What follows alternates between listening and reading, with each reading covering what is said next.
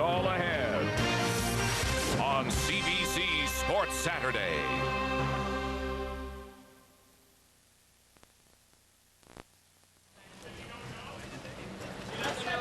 The legacy of hosting major world athletic events has left Edmonton with world-class facilities. And one of those is the pool in the Kinsman Sports Center, built for the 1978 Commonwealth Games. Now home to World Cup short course swimming. Hi everyone, I'm Steve Armitage along with Byron McDonald and Brenda Irving poolside. Welcome to another very busy edition of CBC Sports Saturday. And we kick things off with short course swimming. Byron, we have a beautiful 50-meter pool here at the Kinsman Sports Center. Why short course, 25-meter swim? Well, historically, swimmers would only swim long course in the summer because it was cheap. The pool's outdoors, long course, and we'd be relegated to swimming short course only in the winter season. However, over the last 10 or 20 years, cities like Edmonton have built beautiful indoor 50-meter pools.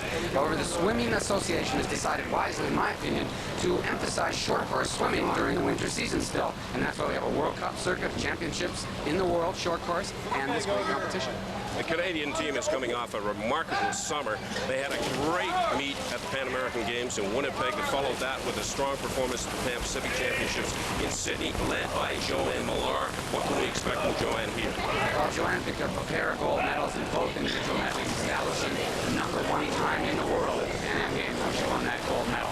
She'll be challenged, however, by the Romanian Kazlaru, who beat Joanne at the Olympic Games, so there's a little bit of payback maybe.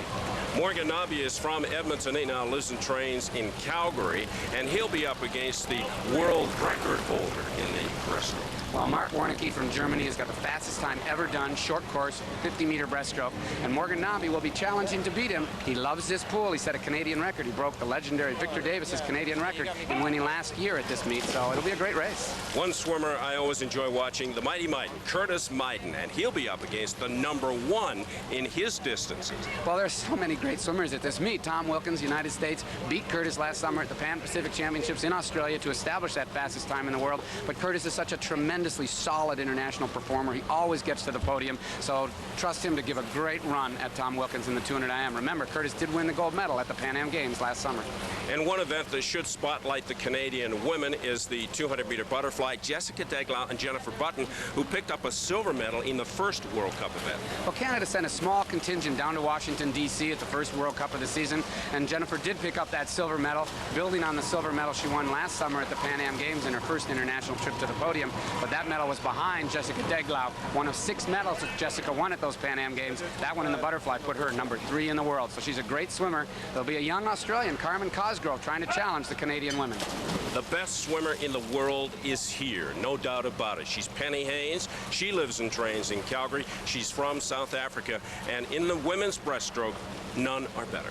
Well, I've run out of superlatives, Steve. I mean, 11 world records over the summertime. I've never seen that. I've never even read about any swimmer being able to accomplish that. She's an absolute treat to watch. She's a treasure for the sport of swimming. And this facility is a treasure. They've done a terrific job in upgrading for the short course championships. But Brenda Irving, I think the city of Edmonton has something bigger in mind. It certainly does, Steve. Edmonton wants to host the 2004 World Championships. That's a big reason it spent $650,000 to widen this pool to 25 meters. Right now, Edmonton is in the second year of a 4-year agreement with the International Swimming Body to host these World Cup events, and they want to parlay that into a World Championship. Edmonton, of course, is no stranger to hosting big events. The World Figure Skating Championship was held here. That was a huge success, and in 2001, the city will be the site of the World Track and Field Championships. Now, local organizers are hoping this weekend's meet will be a huge success. They want to build momentum as they try to convince international officials that this should be the site of the World Championships in 2004. Byron and Steve, you know they do a great job. They certainly do, Brenda, and so does the breaststroker Penny Haynes. We'll have more with Penny later in the show, along with the conversation Brian Williams had with Joanne Malar. The Aussies look ahead to the 2000 Olympics, and Byron will have another installment of the finer points. First up, the men's 100-meter backstroke featuring Mark Versfeld. There he is, the 23-year-old from Fort McMurray who now lives and trains in Vancouver. His biggest test will come from the Brazilian in lane 3, and Canadians Pichette in 4, and Dustin Hersee swimming out of lane number 2.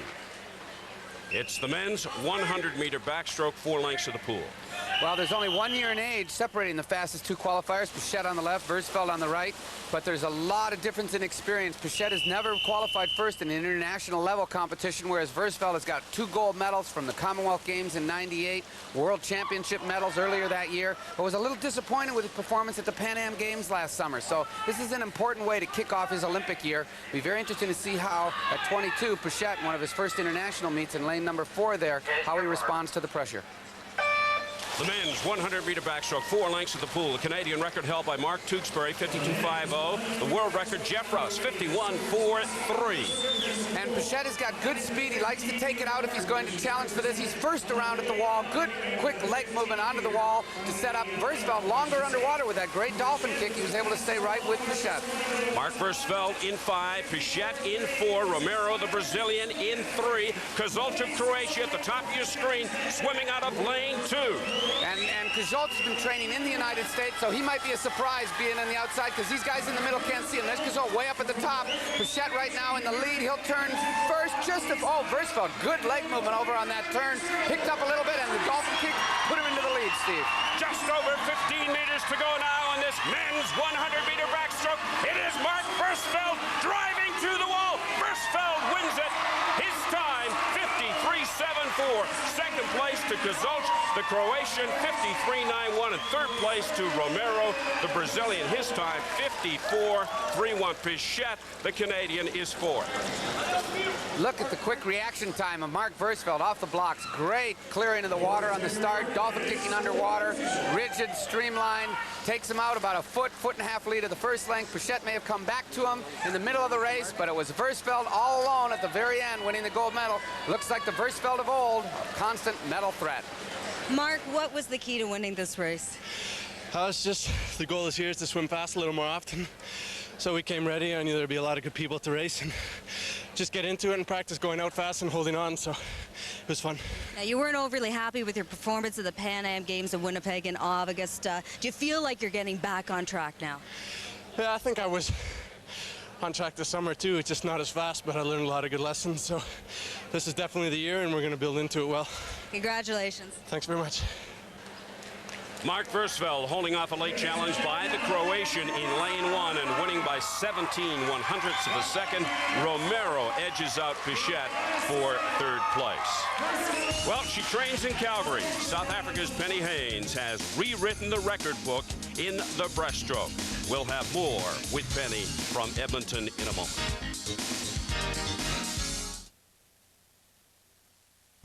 Do you need this much space to feel comfortable? Do you need to feel the breeze in your face? Is taking a nap really the best use of your time? Introducing the all-new, totally redesigned Avalon. The most spacious, most luxurious sedan we've ever created. Do you need this much space to feel comfortable?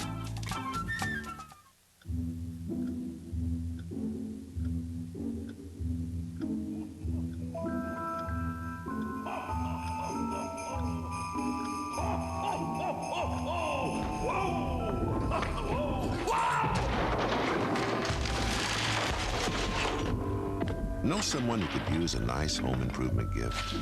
The Home Depot has everything you need to fix up your holiday gift list. The Home Depot, the toy store for big kids.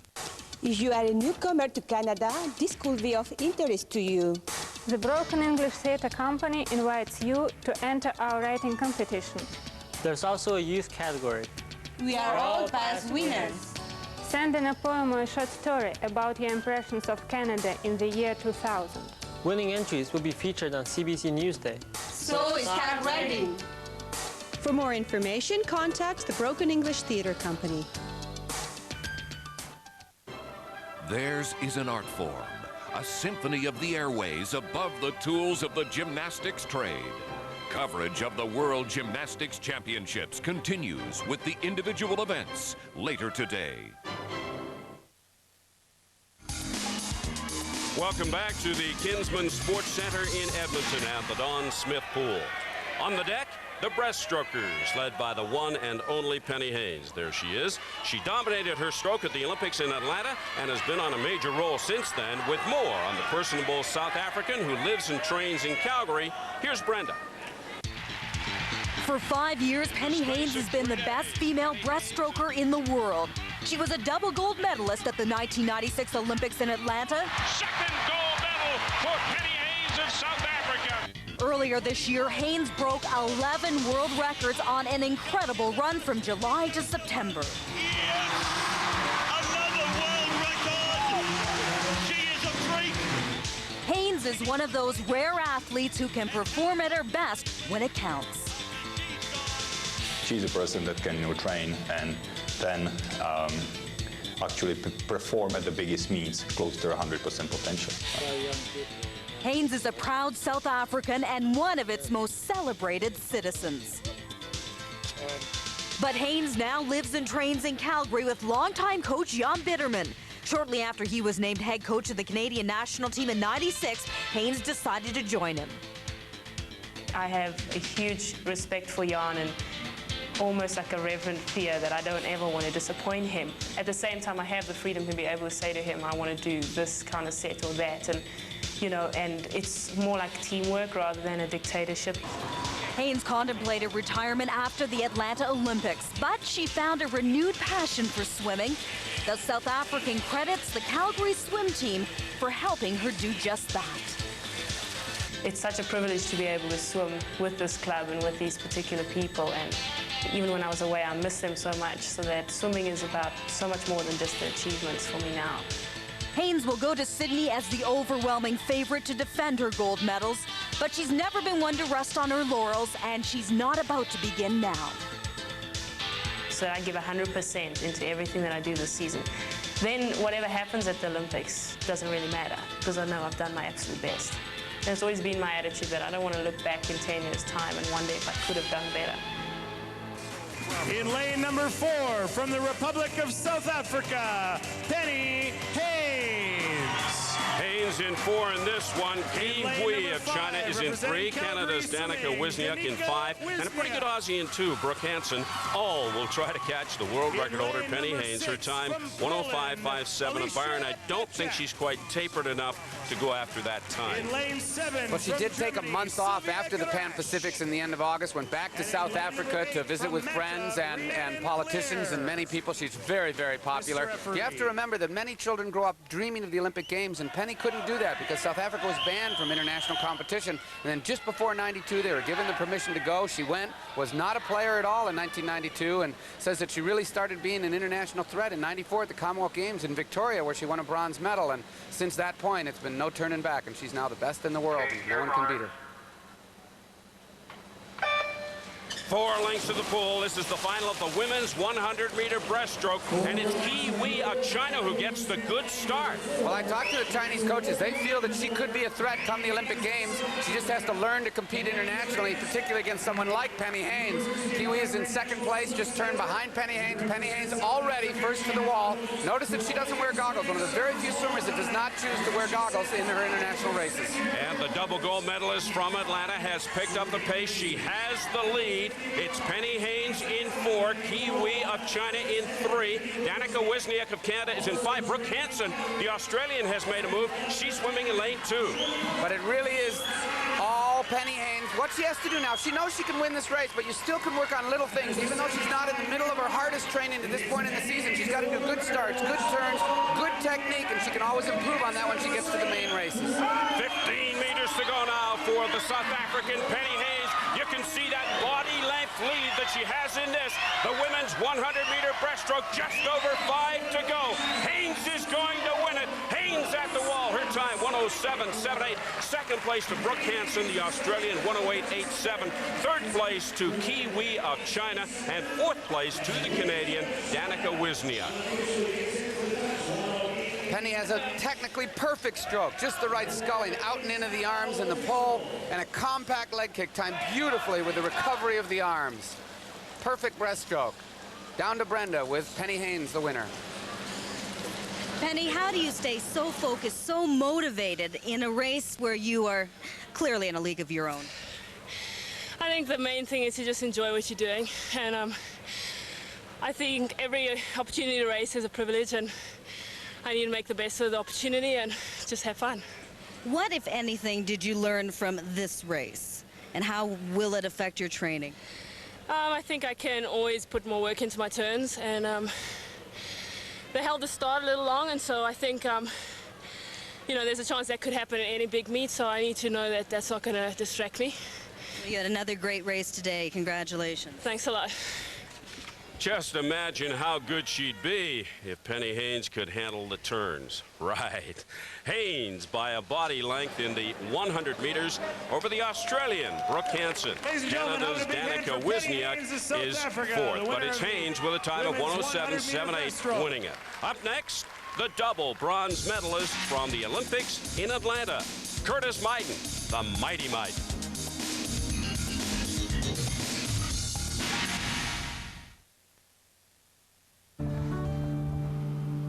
Stick and pucks, $53. Wool caps, $42.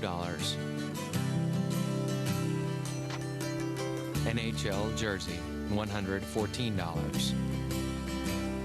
0 degrees, priceless. There are some things money can't buy. For everything else, there's MasterCard. Official card of the NHL and fan of the great Frozen game. What's the secret to seeing every play? Mirrors. You see, no matter where I am, I can always see the game. The highlights, the replays, whatever. That was offside! Oh man, what a bad call! Rogers Digital Choice TV gives you more sports with NFL Sunday Ticket, U.S. Superstations, and more. All through the cable you already have. Rogers Digital Choice TV. There's more to it. I just mastered the double reflection. Me olive oil's in trouble. I need something hearty, and I needs it now. Chunky with prime rib and vegetables. Perfect. Will you look at that? Big chunks of prime rib and wholesome vegetables. Oh, skittle da bung, that really hit the spot. Oops, coming, Olive! It's a very big deal. Soup that eats like a meal. I'm Popeye the Sailor Man. It's doubleheader hockey starting at 6:30 Eastern with Labatt Saturday night. Game 1, Montreal at Toronto or Ottawa at Calgary. Game 2, Dallas at Vancouver. The one and only Hockey Night in Canada on CBC tonight. Welcome back to Edmonton and Fina World Cup short course swimming. On deck, the IMers, led by Canada's Mighty Myden. There he is, Curtis Myden, bronze in the 200 and 400 individual medley in Atlanta almost 4 years ago. Myden sees a value in World Cup short course. I think it definitely will play a bit of confidence if you can beat your competitors early in the season. It gives you a good, I guess, confidence booster, or it gives you an edge going into Sydney. So every race is important.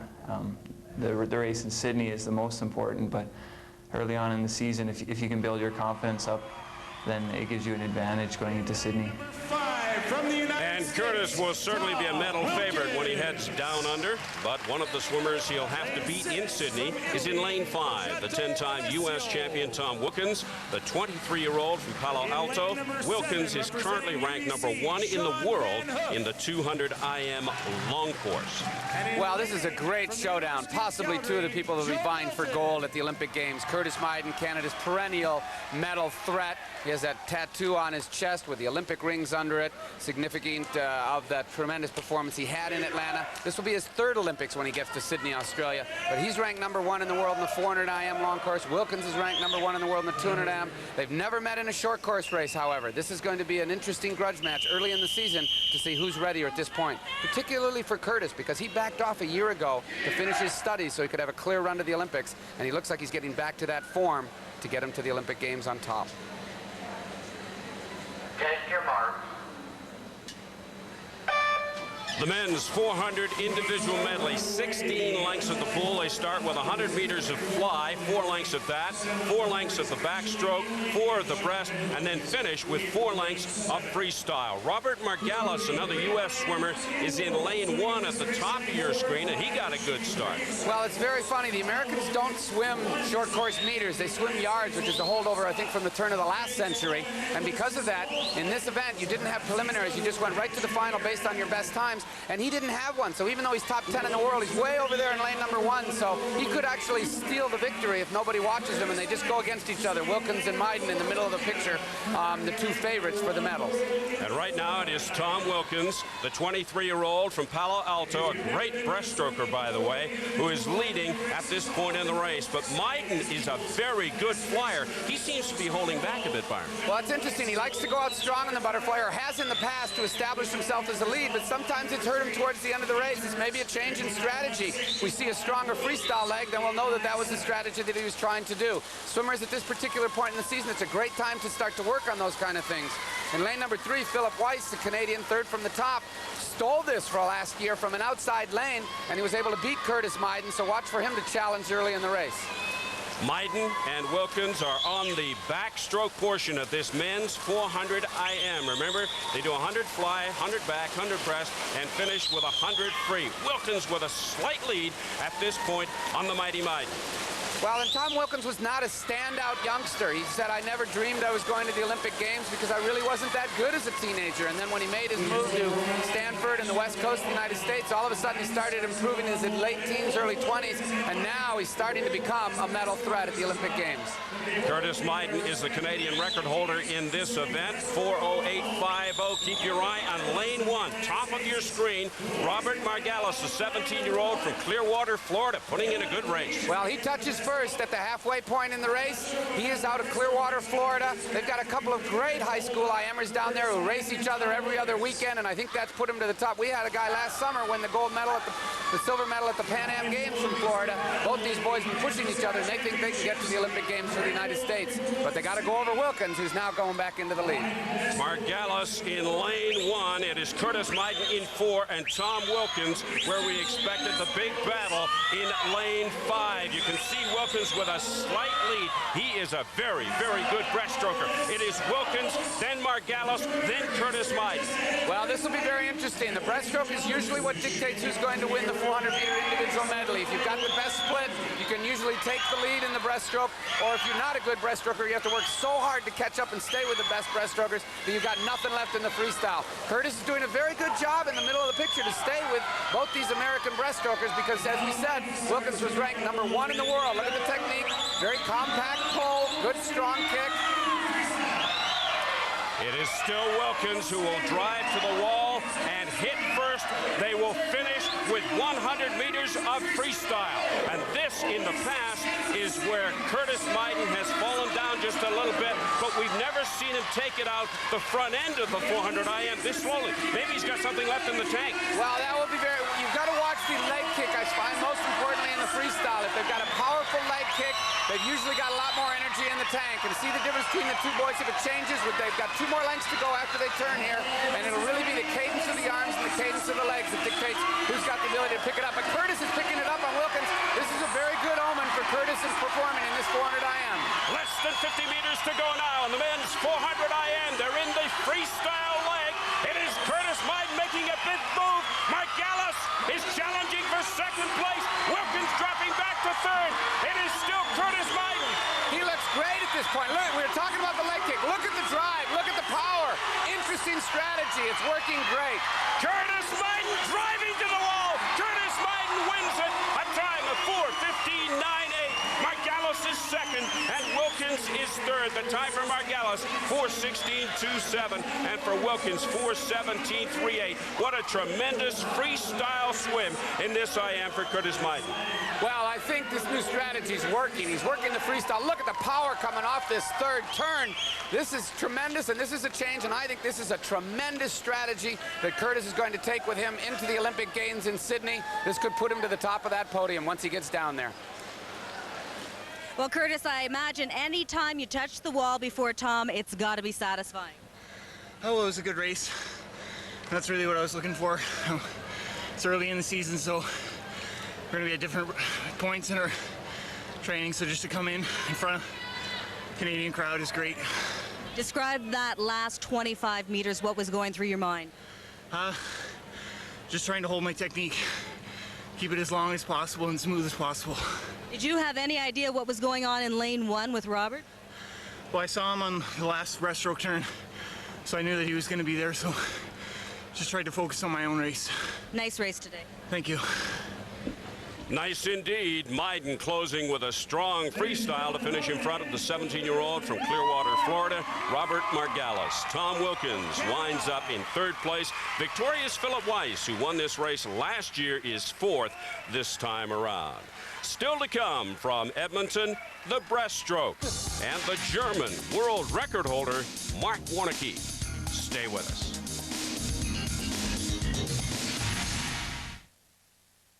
I'm off to work. Don't you mean Tim Hortons and then work?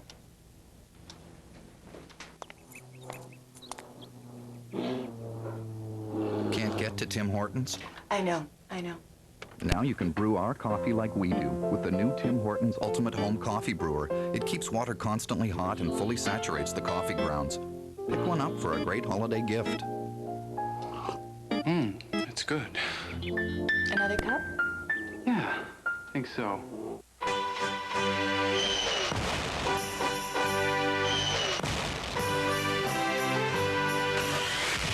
This holiday season, give him the first triple blade razor. Mach 3 from Gillette. This is power. The power in new Duracell Ultra. The most powerful alkaline battery in the world. For ultra performance in whatever it powers. New Duracell Ultra. More power, more life. Ever watch the nightly news and wonder what, if anything, it has to do with you? Here at Newsday, our goal is to bring you stories that are relevant to you. What led you to think you were getting ripped off? You'll see it in the way Simon Gardner aims to save you money with his consumer report, Straight Goods, and in the way Diane Duthie's Health Beat delivers practical advice on how to keep you and your family healthy. Newsday, useful and informative. That's a promise. Newsday, what news is meant to be.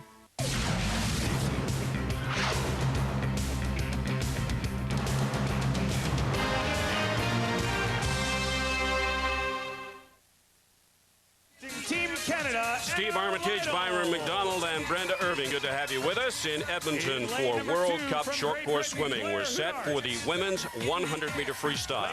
Canada's Laura Nichols has lane 5. 27-year-old Karen Pickering is in 3. And another 27-year-old, Marianne Limpert, Olympic silver medalist, will be swimming out of lane 6. Laura Nichols has improved from an unknown last-minute addition to the 96 Olympic team to be the national record holder and winner of the Pan Am Gold this summer in the 100-meter freestyle. Lilag of Sweden's rise to prominence is similar to Laura Nichols, as she won a bronze medal at the recent World Championships to be Sweden's top freestyle prospect. And Karen Pickering is the veteran from Britain, from Ipswich. She's almost 10 years on the national team. She was world champion back in 1993. She won gold medals at the 94 and 98 Commonwealth Games. So you've got Pickering at the top of those three, Lilag in the middle, Nichols at the bottom. 4 lengths to the pool. This is the women's 100-meter freestyle. Canadian record held by Shannon Shakespeare, 54.75. World record, 53.01.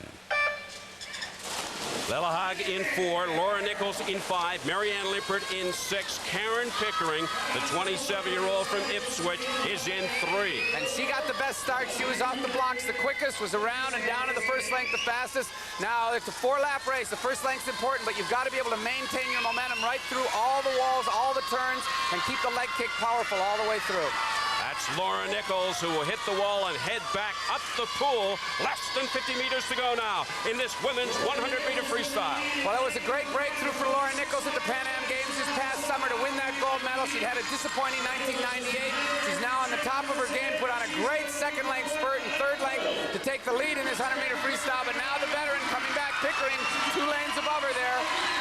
Laura Nichols and Karen Pickering of Great Britain are swimming stroke for stroke. Less than 5 meters to go. They drive to the wall. Oh, so close. It's a dead heat. It's a tie. 55-4-3 for Pickering and Nichols. An unbelievable stroke-for-stroke finish between the Great Britain swimmer and the Canadian. Pickering is the first one to react off the blocks, first one in the water, good streamlining. Notice the first stroke is taken before she surfaces to keep that great momentum going from the start. At the finish, Nichols reaches, but she has to glide. Pickering comes in quicker and is able to tie her. Well, this is becoming a regular occurrence for the two of you. This happened earlier in this meet. Yeah, that's right. We tied yesterday in the 50 freestyle, so yeah, it's getting to be a bit of a habit for us. Can you tell me what happened down the last 25 meters of this race? Could you tell how close Karen was? Well, I could see them the whole way. I knew I was out ahead at the 50, and I just kind of tried to bury my head, and I saw him coming. And hey, no better person to share a tie with than Karen sitting here. Congratulations to both of you. Great race. Thank you. Fantastic finish. Laura Nichols and Karen Pickering sharing the gold at 55.43. Lilhag of Sweden takes third, and the Canadian Marianne Lippert finishes in fourth place. Just ahead, the men's 50-meter breaststroke. Two very quick lengths featuring the world record holder, Mark Warneke. He set that mark just over a year ago in Sheffield, and right now has it in cruise control. Yeah, okay, the heats were not so hard for me because my best time is 26.7, and so 28.0 isn't very fast, but at the moment I can't go very much faster because I'm not prepared, and I have very bad jet lag at the moment. And that might be just the break that Canada's Morgan Knabe is looking for, a jet-lag world record holder. Jared Mars of the United States is in 8th. He tied Knabe for second at the Pan American Games in Winnipeg. Well, Warneke has not lost this race in 5 years, or I should say hadn't lost this race in 5 years until just recently at World Cup #1 in Washington. So he's on a mission to win, but this man is going to do everything in his power to try to stop that. Lane number 5, local hero Morgan Knabe will be trying to upset the favorite German. Warneke, we should mention, is in med school in Essen, is one of the big proponents of random drug tests. He grew up during the East German domination of sport and is trying to get more and more cooperation from the IOC, and as we know, it hasn't been easy, but he keeps on pushing for it, and he's going to try to win the gold medal on the 50-meter breaststroke. Morgan Knabe is no stranger, albeit almost 10 years younger than Warneke, to international competition and great world-level performances, but he says every time I'm on the blocks, I'm trying to win. Two very quick lengths of the pool. It's the men's 50-meter breast. Morgan Knabe is in 5. The world record holder, Mark Warneke, is in 4. And Gordon Thatcher from Lethbridge, the CIU silver medalist, had a tremendous start. He's right with the leaders. I don't know if he's got 2 fast lengths in him, but he sure has 1. It's Warneke off the wall and heading back down the pool. Less than 20 meters to go now in this men's 50-meter breaststroke. It is Mark Warneke of Germany with a slight lead on Morgan Knabe. 5 meters to go. It is going to be the German touching first. Warneke wins it. 27.89. Second place to Knabe. Third place to Jared Mars of the United States. Fourth place to Chad Thompson of Edmonton. And Gordon Thatcher, who had that great start, winds up in 5th place.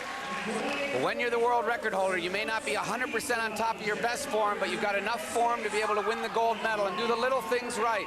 On the start, you've got to focus, listen to the gun. He reacts quickly, but so does Gordon Thatcher. Now watch, Warneke's the last one to do the pull underwater, so he's still using the momentum of his start to get that little extra distance. All the little things help. He's got great hip movement in his breaststroke, which a lot of the breaststrokers can't do successfully, but he can, and it propels him to the gold medal in the 50-meter breaststroke. Mark, can you describe the final 25 meters of this race? The final 25 meters, it's like normal in 50 meters. You swim as fast as you can and try to hold the technique and so. As the world record holder in this event, I suppose you're the guy everybody's looking to beat, and you seem to handle the pressure so well. You look so calm and cool every race you go into. Okay, last week in the States, I've beaten first time since 5 years in the 50s, and that wasn't cool. So I hope here to win, and so it's okay. You came back today. Congratulations. Thanks. Let's go back to Steve. Thank you, Brenda. Warneke takes gold in the 50. A wide margin for a short distance over Morgan Knabe. Mars is third, followed by Chad Thompson, the 16-year-old from Edmonton. The early leader, Gordon Thatcher, winds up 5th. just ahead, the finer points of the backstroke with Byron McDonald.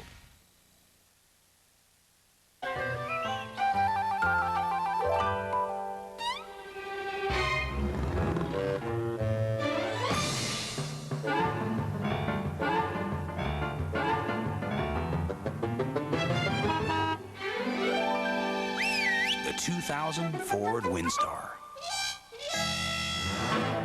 The only minivan to earn all U.S. government 5-star safety ratings. Because everyone loves a happy ending. For skaters, music is everything. Hi, I'm Sandra Bezic with Passion to Skate. Passion to Skate is a unique musical collection featuring 14 signature songs of the world's most renowned skaters. With my baby. Someday he'll come along. Sandra Bezik's Passion to Skate. If you love figure skating, you need Passion to Skate. Available everywhere now. It seems that the first rule of business today is to be an e-business. The second rule is to work with a company who pioneered the direct way of using the internet as a business tool. Dell built their business around this direct model, which made them a forerunner in e-business. They provided the equipment we needed to use the internet to establish one-to-one relationships with our customers. With Dell's help, we're breaking down the walls between our ideas and reality. Be direct. Dell. Dell workstations use Intel Pentium 3 processors. The glamour of professional competition in prime time. Royal Bank Magic on Ice on CBC brings you the World Professional Figure Skating Championship, Tuesday, December 28th. Welcome back to Edmonton and the Kinsman Sports Center in what is clearly a postcard setting for this time of year. Inside the Don Smith Pool, we are moments away from the women's 200-meter backstroke, and this one will feature Manitoba's Kelly Stefanyshyn. Before the race, here's Byron McDonald with another installment of the finer points. One of the most difficult starts in swimming is the one for the backstroke. And the reason for that is that the swimmers must start in the water. And if they simply push off the wall, they're going to encounter tremendous resistance of the water. Therefore, what they must learn to do is launch themselves up over the water. Sarah is going to show it to us now.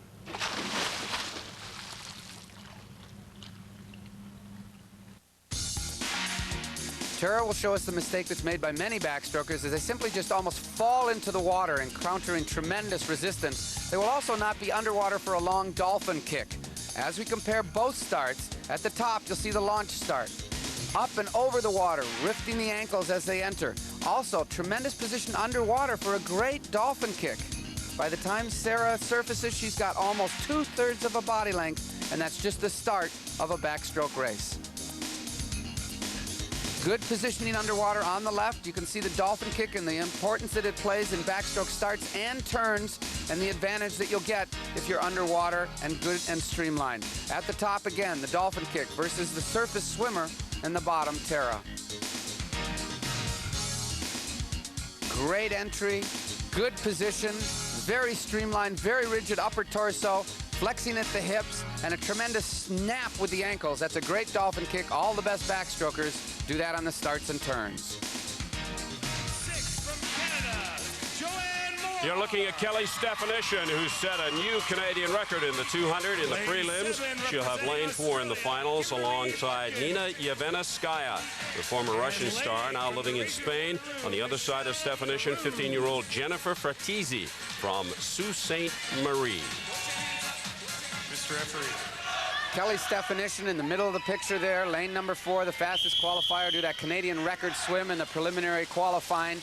She responded great to the pressure this summer at the Pan Am Games, her home pool in Winnipeg, where she trained her entire life. She had just earlier in the year moved to Vancouver, but she felt it was a home pool advantage for her. She was able to respond to the pressure, win the gold medal in the 200 back.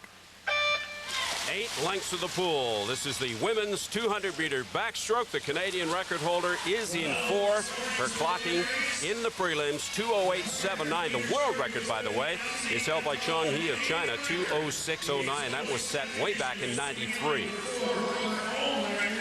And I I think all the swimmers had good launch starts, so it hasn't separated anybody at this particular point in the race. You've got Stefanyshyn, Jovanovskaya first and second. Battling for third at the top is young Fratesi and the veteran Joanne Malar at the bottom of the picture.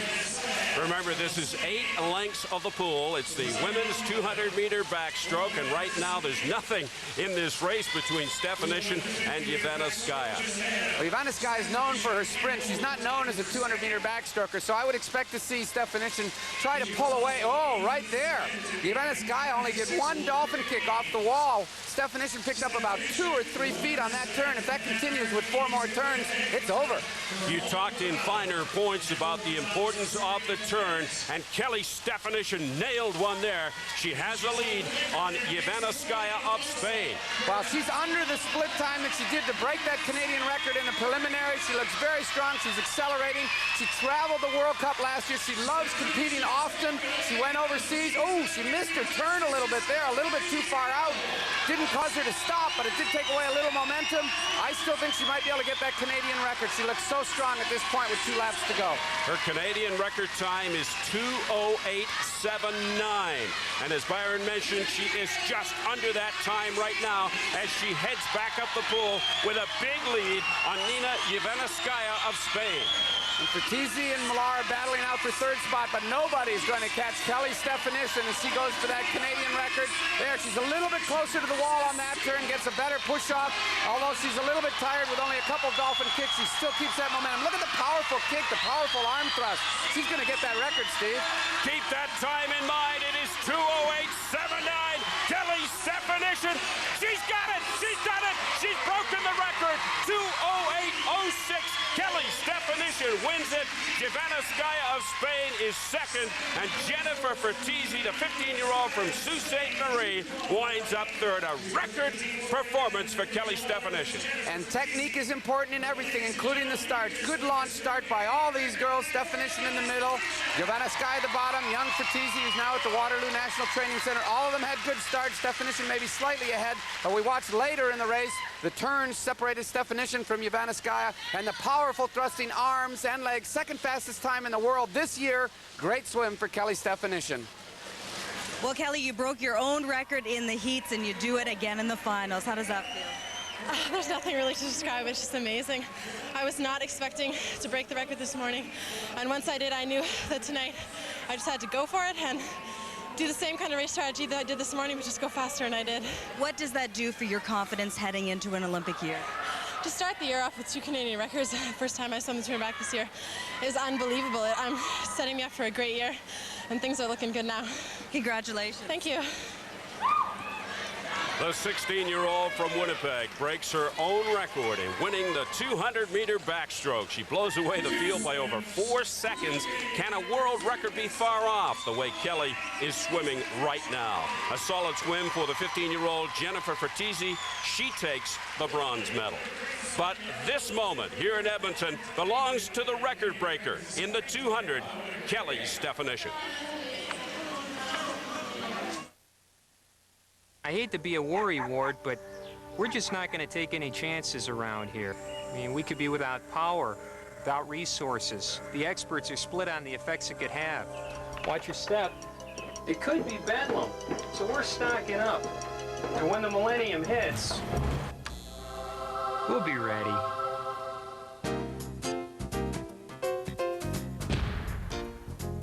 Did somebody say McDonald's? Oh, yeah. At this special time of the year, there are so many choices to make. But thousands of Ottawa area families are faced with some brand new choices this year. Tough choices. You see, Christmas just isn't Christmas on an empty stomach. And your donation can put Christmas dinner on the table for families who really need some special help. Food for thought from the Christmas Exchange of Ottawa Carleton. Ontario's economy is fueled by over 5 million workers, over 10,000 factories, and 60,000 farms. But if you want news about Ontario business, there's only one place to head. Ontario Today with Dave Stevens gets the whole province talking. Weekdays from noon to 2, here on CBC Radio 1, 91.5 in Ottawa. classic novel comes to CBC. You're an orphan. The timeless tale of a poor lad whose fate will cross many paths. Find the locket and then destroy the boy. Oliver Twist begins Sunday at 8 on CBC. One of the reasons Edmonton is hosting the Fina World Cup short course event, the fan support. Hopefully building to the World Championships in 2004 in this pool. We're set now for the men's 200-meter freestyle. The #1 qualifier was Canada's Mark Johnston. He'll be swimming out of lane 4. Chad Carvin is in 5, fresh off a win in a World Cup meet in Washington, the first stop on the World Cup circuit. The favored Europeans are in lanes 6, 7, and 8. Mark Johnston picked up his first ever international medal in an individual event this summer at the Pan Am Games in the 200-meter freestyle. Chad Carvin was a shoo-in for the '96 Olympic team until he got a rare heart virus and he was bed rested through the Olympic Games. He's now healthy and looks like a shoo-in for the year 2000 Olympic Games. And Hersee was unknown of back during the '96 Olympic Games, and he's improved so much at the University of Victoria, he's probably now Canada's top middle distance freestyler. Italy's Rossellino is closest to us in lane 8. Zabados of Hungary, the 25-year-old, is in lane 7. 8 lengths to the pool. This is the men's 200-meter freestyle. The Canadian record holder is Turlough O'Hare, once coached by Byron McDonald. 146.32 his time. Ian Thorpe, the great Australian, holds the world record, 143.28. And Zabados is out like a shot down in lane number 7 near the bottom of the picture. He's decided he's not going to let anybody try to catch him. He'll go out from the front and see if he can hang on. He did this at the previous World Cup #1 in Washington, D.C., and nobody, and 3 of these gentlemen were racing him down there, and they couldn't catch him. So I guess if strategy works once, why not try it again? Zabados is the leader. We expected the battle to come from Mark Johnston in 4 and Chad Carvin, the United States, in 5, but Zabados has the lead. Well, he's out like a shot, and Johnston's going out very, very controlled and measured. He's back in 8th spot in the middle of the picture. He's going to have to pick it up if he hopes to get to the medal podium, whereas Canadian Hersee in lane 3, third from the top, is challenging and up in about 2nd or 3rd spot. Zabados with the lead, Hersee in 2nd position.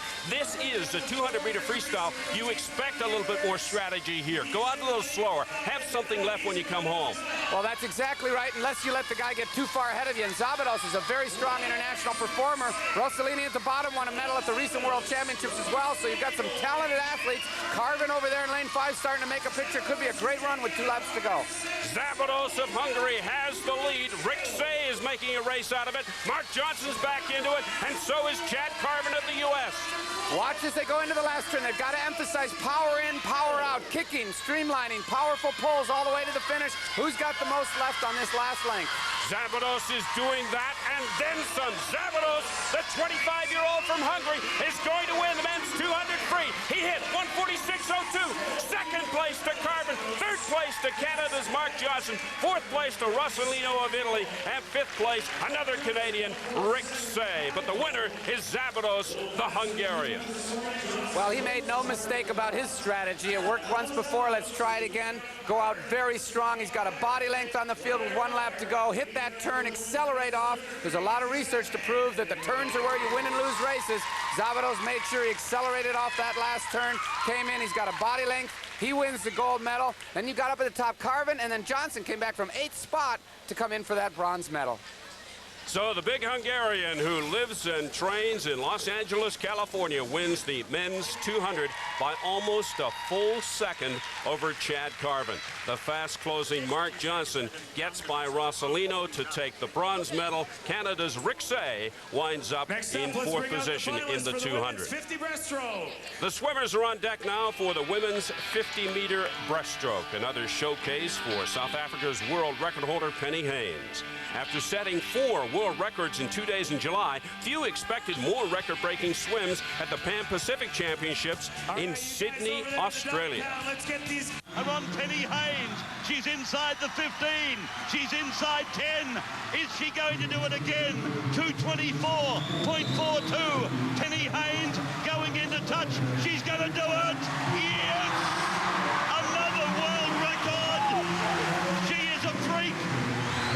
She is the greatest. And how long will they be after she... She certainly is the greatest. There's no question of that. In the 50, if the challenge comes, it should come from lane 5, Yanni Schaefer, and lane 8, the former world champion while swimming for East Germany, 30-year-old Sylvia Garash. Well, Penny Haynes, the devout Christian who plans to be a minister when she quits swimming, is now starting to hint that maybe 2000 won't be the end of her career. She's doing so well, having so much fun, loves training in Calgary. Maybe we'll see her past the year 2000. It's also interesting to note that she was born in a small town called Springs, which is right next to the largest gold mine in South Africa. And she's been mining a lot of gold lately. Enough to hire her own Brinks truck. She's the world record holder, 30.60 is Penny Haynes in lane 4. It's the women's 50-meter breaststroke. Only 2 lengths of the pool. The start is critical. Well, and Penny got a great start, but at the same time, she does have a very good start. More importantly, she's got a very good acceleration over the first 3 or 4 strokes. She's used that to already have about a 2-foot lead on the rest of the field. Less than 25 meters to go now. The women's 50-meter breaststroke, and the entire field is chasing Penny Haynes. Penny Haynes, look at that lead that she has. Less than 5 meters to go. Haynes of South Africa wins another one. Her time, 31.25. Second place to Yanni Schaefer of Germany, and Canada's Danica Wisniak, the 19-year-old from Calgary, picks up the bronze medal with a time of 32.15. But Haynes wins the women's 50-meter breaststroke. And it looks awfully easy when she does it so well. Nice pull, good compact kick behind her. You notice that there's no resistance as the legs come up on the kick. That's good streamlining. Nobody's going to touch Penny Haynes. It's a treat, it's a privilege to watch this woman swim. I'm glad she's in Canada. A lot of the swimmers can learn a lot from the things that she does, her technique and her winning attitude. Let's go down to Brenda. Well, Penny, another win in Edmonton. How do you stay so focused in races where you are clearly in a league of your own?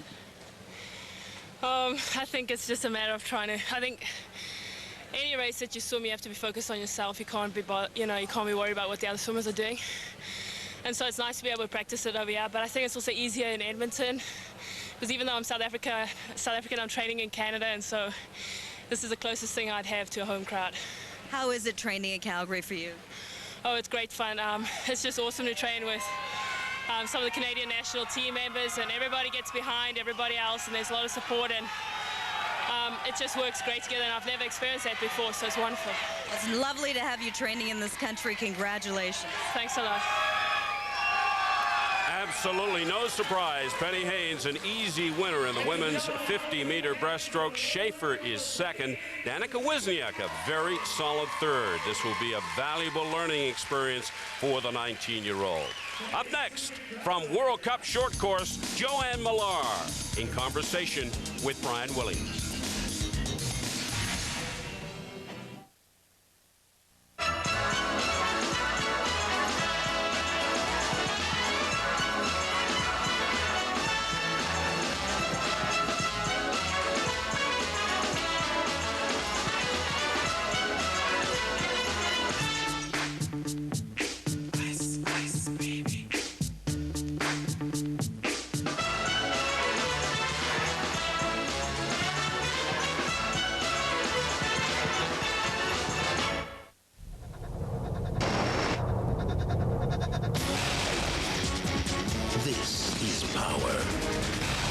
Unstoppable power.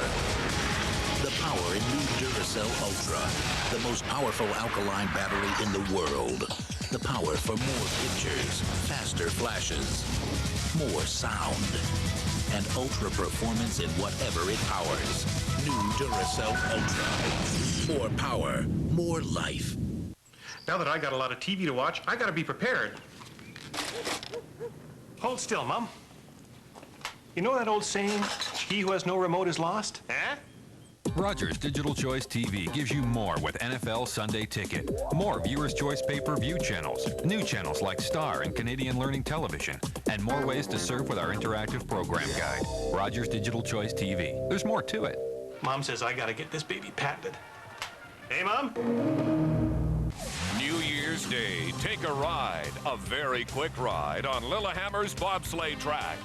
On Sports Journal, are women closing the gender gap in sports? A report. Matt Sundin and the Leafs lend a helping hand on NHL cool shots. From cutting-edge slalom to halfpipe, snowboarding rules at Whistler. And from China, the wind-up apparatus finals of the World Gymnastics Championships, New Year's Day. Welcome back to the Kinsman Sports Center in Edmonton. The women are on deck for the 400 IM, led by one of the world's best, Joanne Malar. Denied a medal 4 years ago, she's back and on track and more determined than ever as we head for the 2000 Olympics in Sydney. Brian Williams has more. Joanne Malar has a vision of where she's going in the world of international swimming. It is a vision that has evolved over a lengthy career. At the center of it all, an unbridled enthusiasm for being in the water. She's been a natural there since she was just 3 years old. Throughout the past decade, Malar's been in the public eye, a talented rising star ready for a major breakthrough. She was the cover girl for Canada's '96 Olympic swim team, touted for multiple medals. But in Atlanta, the task would prove too demanding. She was not able to stand up to the tremendous pressure and expectations. Indeed, there was disappointment, a frustrating fourth in the 200 IM, and a failure to reach the final in the 400 individual medley. However, 2 years later in Malaysia, a much different story, a more mature and confident Malar would sparkle at the Commonwealth Games, earning gold in the 400 IM, one of 5 medals she won at the Games in Malaysia. There was more to come. Last September, Malar had a chance to test the waters of the Olympic pool in Sydney at the Pan-Pacific Championships. It was there. She smashed both Canadian and Commonwealth records in the 200 IM. Her strong world ranking was indeed confirmed. Now, recently, she returned home to Hamilton to visit with her parents. I had a chance to visit with her there and speak on a variety of topics. Less than 1 year to Sydney. You were 16 when you competed in Barcelona. That was an experience. 4 years later, there was tremendous pressure on you in Atlanta. You were the Canadian Golden Girl. You're #1 in the world in the 200, #2 in the 400, yet you look more relaxed, more focused than when I talked to you 4 years ago. Yeah, it's been a world of difference, really. Exactly how you said. I was so excited just to be there in Barcelona. Atlanta was so overwhelming and exciting and hard, the hardest year of my life. And then now it's 4 years later, and I totally feel like a different person. It feels like a lifetime ago. But it's exciting. I'm really excited about Sydney, and I really think I can handle everything a lot better. Growing up in Hamilton, Joanne was the second youngest of the 4 children of Gordon and Marion Malar. She loved the limelight, plunging into everything from dance to piano to gymnastics, even basketball.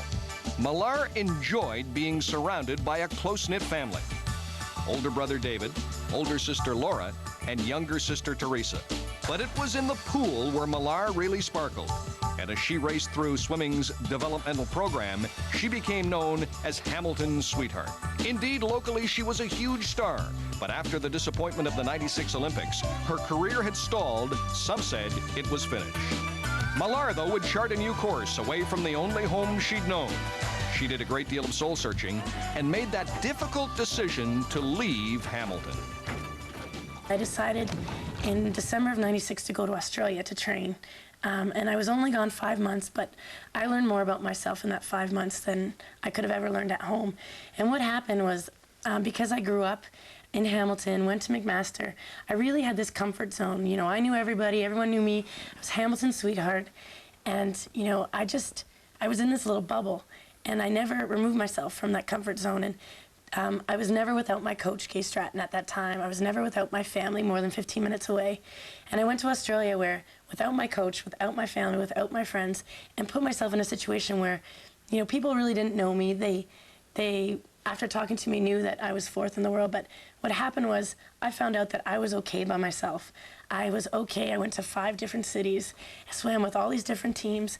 And I was so happy again. And I fell in love with swimming again. And, you know, I learned that I was going to be okay no matter if I was in Canada, Australia, swimming, not swimming, and that I was going to succeed no matter what. And I came home with this new attitude, and this was January of '97.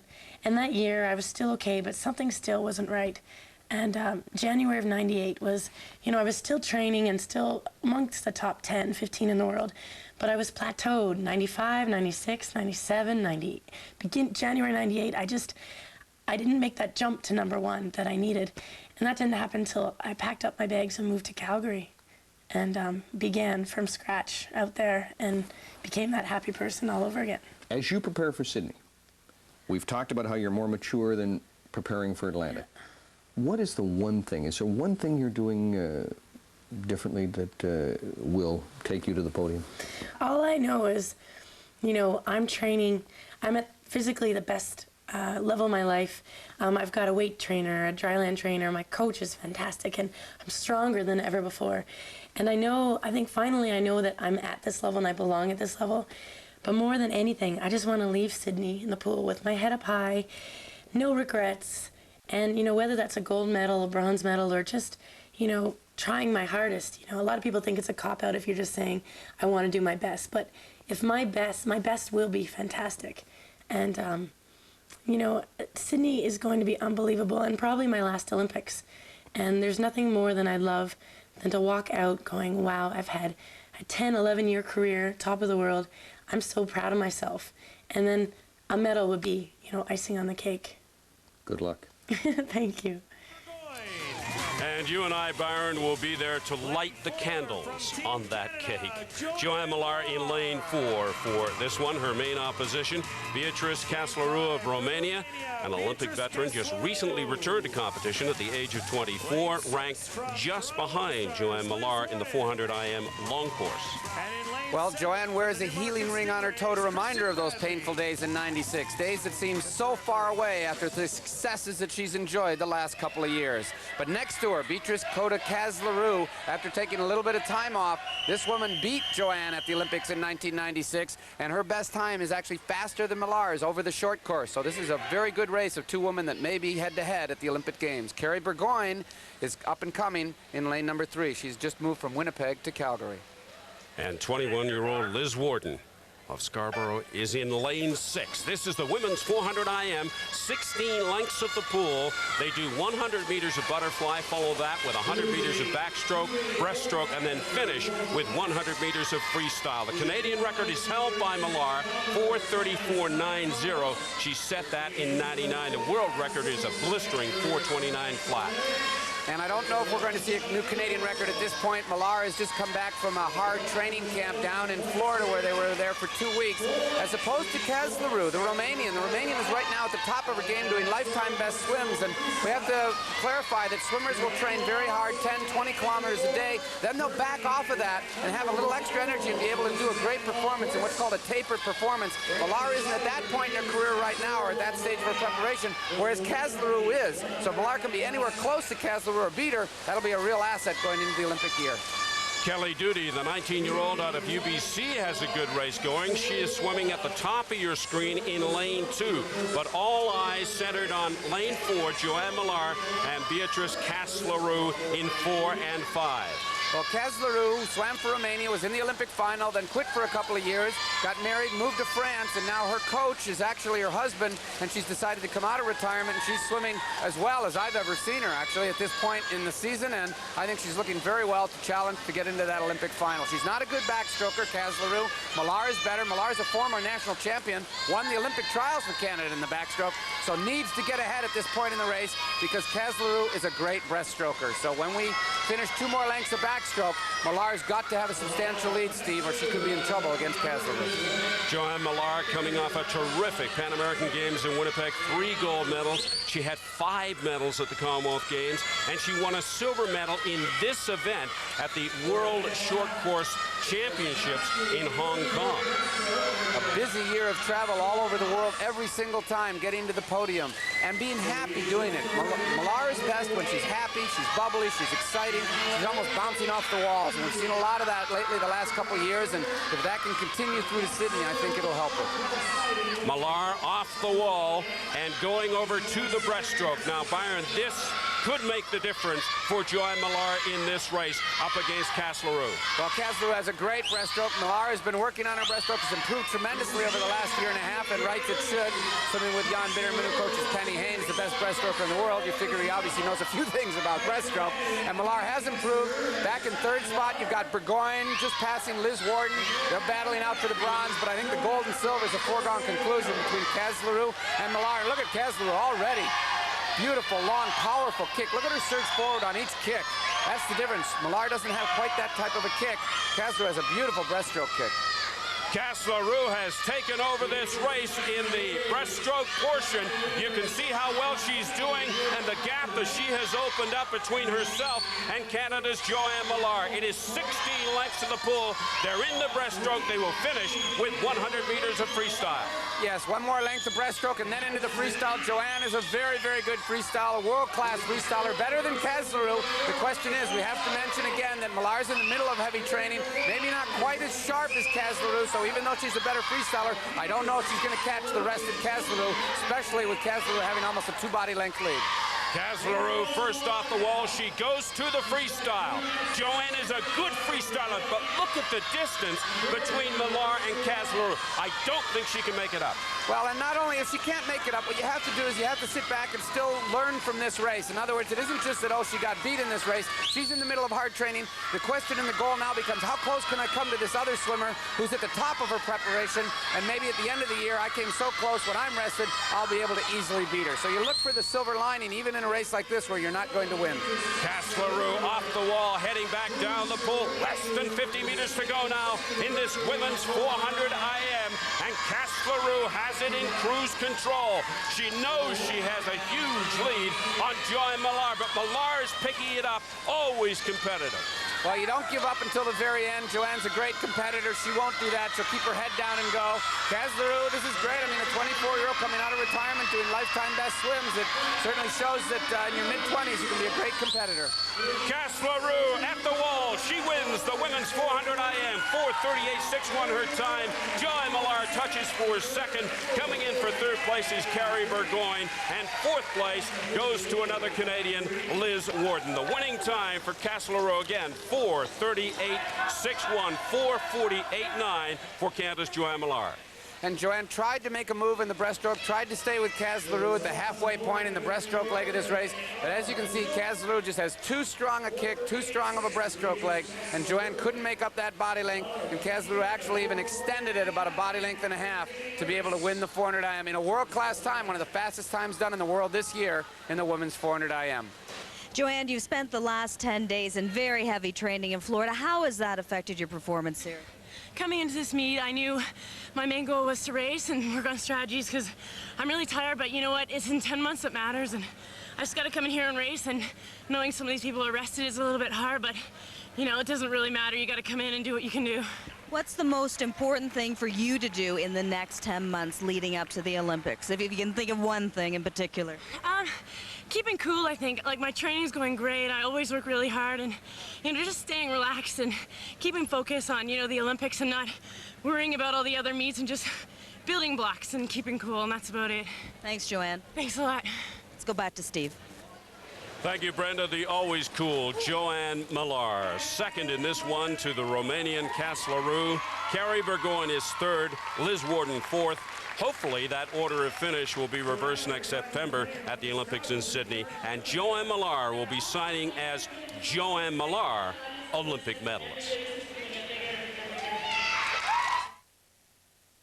What time is it? Am I too late? Where's the remote? I'm gonna miss my show. With Star Choice, you'll see what you want to watch when you want to watch it. We'll air your shows from different time zones so you can watch when it's convenient for you. It's part of our programming promise. Star Choice. It's your television. That's it. I'm going manual.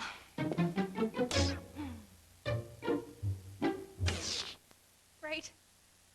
That's just great. For skaters, music is everything. Hi, I'm Sandra Bezic with Passion to Skate. Passion to Skate is a unique musical collection featuring 14 signature songs of the world's most renowned skaters. With my baby. Someday he'll come along. Sandra Bezik's Passion to Skate. If you love figure skating, you need Passion to Skate. Available everywhere now.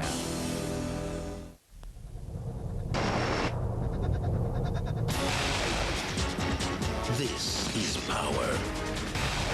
Unstoppable power.